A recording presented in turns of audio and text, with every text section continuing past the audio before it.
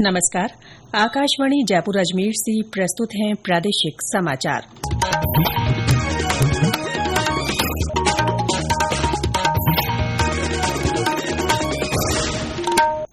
मुख्य समाचार। प्रधानमंत्री नरेंद्र मोदी आज दिल्ली के यशोभूमि में सेमिकॉन इंडिया 2025 का उद्घाटन करेंगे।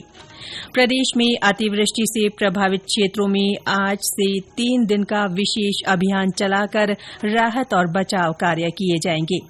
राज्य में लगातार हो रही बरसात से जनजीवन प्रभावित, आज भी 7 जिलों में भारी बारिश का अलर्ट। और बाबा रामदेव जयंती और तेजा दशमी का पर्व आज प्रदेश भर में श्रद्धा और उल्लास के साथ मनाया जा रहा है। जगह जगह मेलों का आयोजन।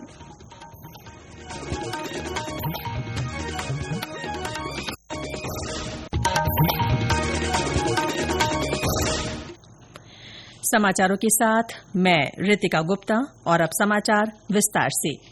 प्रधानमंत्री नरेंद्र मोदी आज दिल्ली के यशोभूमि में सेमिकॉन इंडिया 2025 का उद्घाटन करेंगे। ये 3 दिवसीय सम्मेलन देश में एक मजबूत और टिकाऊ सेमीकंडक्टर इकोसिस्टम को आगे बढ़ाने पर केंद्रित होगा। इसमें सेमिकॉन इंडिया कार्यक्रम की प्रगति, विनिर्माण, अनुसंधान और विकास तथा आर्टिफिशियल इंटेलिजेंस में नवाचार, निवेश के अवसर, राज्य स्तरीय नीति कार्यान्वयन संबंधी विषयों पर सत्र आयोजित किए जाएंगे। प्रधानमंत्री कल सीईओ गोलमेज सम्मेलन में भी भाग लेंगे। इस सम्मेलन में 20,000 से अधिक प्रतिभागी शामिल होंगे, जिनमें 48 से अधिक देशों के 2,500 से अधिक प्रतिनिधि हैं। कार्यक्रम में नवाचारों के विकास, अंतर्राष्ट्रीय सहयोग और भारत के सेमी कंडक्टर क्षेत्र के लिए भविष्य की योजना पर चर्चा होगी। केंद्रीय जल शक्ति मंत्री सीआर पाटिल ने कहा है कि स्वच्छ भारत मिशन ग्रामीण और जल जीवन मिशन से देश में स्थायी स्वच्छता और जल सुरक्षा को बढ़ावा मिल रहा है। कल नई दिल्ली में स्वच्छ भारत मिशन ग्रामीण पर आयोजित गोलमेज सम्मेलन में श्री पाटिल ने सामूहिक उपलब्धियों की सराहना की और नवाचार, अपशिष्ट से ऊर्जा और जलवायु अनुकूल स्वच्छता पर जोर दिया। उन्होंने कहा कि जल जीवन मिशन के तहत देश के हर ग्रामीण परिवार को नल से साफ पीने का पानी मिल रहा है। श्री पाटिल ने कहा कि खुले में शौच मुक्त प्लस मॉडल ग्रामीण परिवारों के जीवन की गुणवत्ता, स्वास्थ्य और सम्मान को दर्शाता है।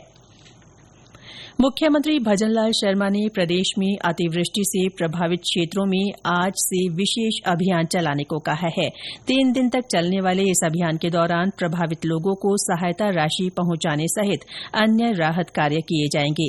श्री शर्मा कल मुख्यमंत्री कार्यालय में इन क्षेत्रों में राहत और बचाव कार्यों की समीक्षा बैठक कर रहे थे। मुख्यमंत्री ने अधिकारियों को प्रभावित इलाकों में जल्द से जल्द हर संभव सहायता उपलब्ध कराने को कहा। साथ ही जिला कलेक्टरों को अलर्ट मोड पर काम करने के निर्देश दिए। उन्होंने घग्गर नदी में पानी की बढ़ती आवक को देखते हुए हनुमानगढ़ जिला कलेक्टर को पंजाब और हरियाणा से समन्वय बनाते हुए सतर्क रहने के निर्देश दिए।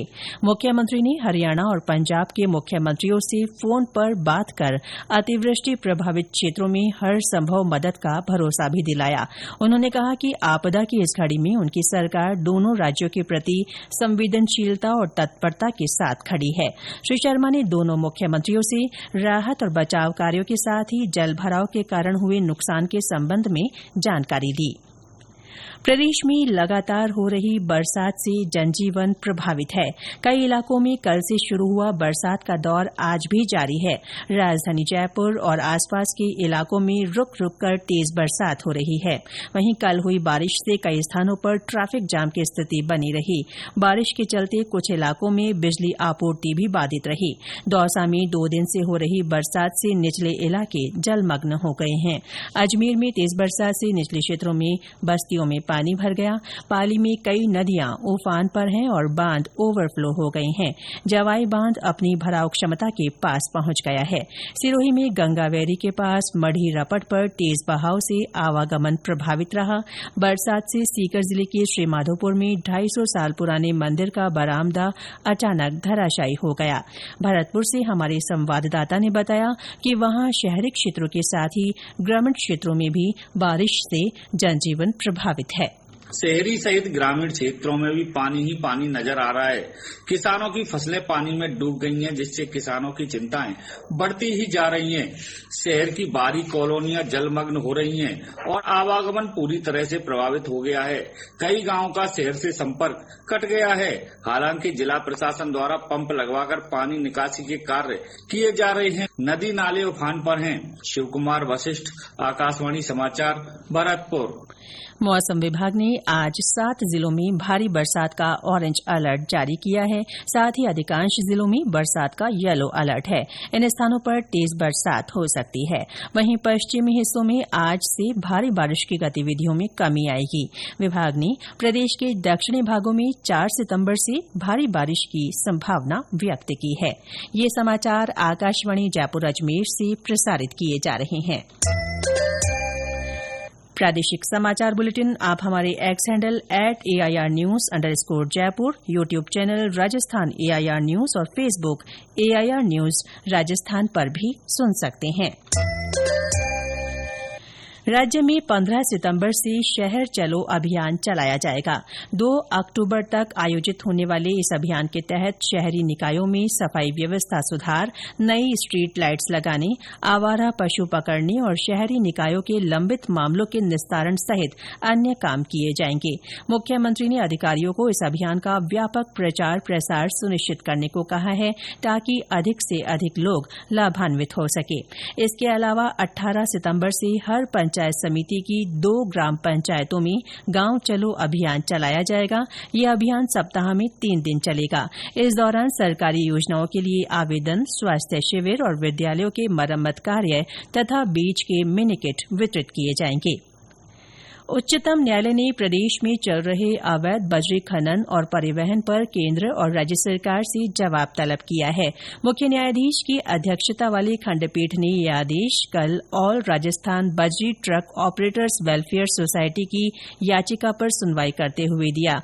याचिकाकर्ता की ओर से कहा गया है कि प्रदेश में बड़े पैमाने पर बजरी का अवैध खनन और परिवहन किया जा रहा है। इसके चलते वैध बजरी ट्रक ऑपरेटर्स का व्यवसाय खत्म हो रहा है। वहीं अवैध खनन के चलते आमजन को ऊंची कीमत पर बजरी की खरीद करनी पड़ रही है।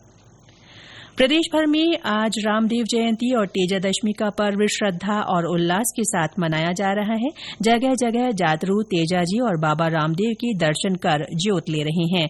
घरों में विभिन्न पकवानों का भोग लगाया जा रहा है। मुख्यमंत्री ने लोगों को शुभकामनाएं देते हुए कहा है कि इन लोक देवताओं ने लोक कल्याण के लिए अपना जीवन समर्पित किया था। इस बीच राज्यपाल हरिभाऊ बागड़े कल जैसलमेर के रामदेवरा पहुंचे। उन्होंने बाबा रामदेव की समाधि के दर्शन कर सुख समृद्धि की कामना की।